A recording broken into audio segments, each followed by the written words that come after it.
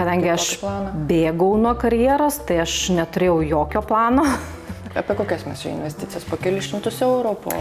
Ne, buvo didesnės sumos. Aš visada turiu labai aiškę viziją. Jeigu aš kažko imuosi, tai noriu turėti labai aišku tikslą, link ko einu. Tvarkingas turinys, visomis prasmėmis, tvarkinga svetainė.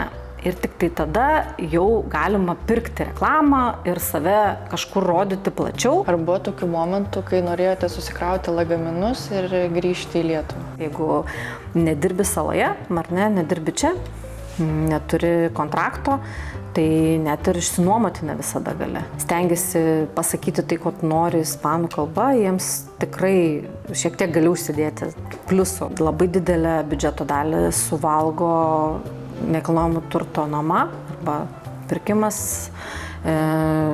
automobilio pirkimas arba nuoma. Tai buvo mums šiek tiek turbūt iššūkis, ko mes neįvertinom. Bet jaučiate, kad jūs truputėlį pietiečiai pasidarot, atvažiuojat pas mus niekas nesišypso, visi susiraukia vaikšto. Jaučiame iš visko, kas yra Lietuvoje labai gerai ir ko mes labai ilgimės.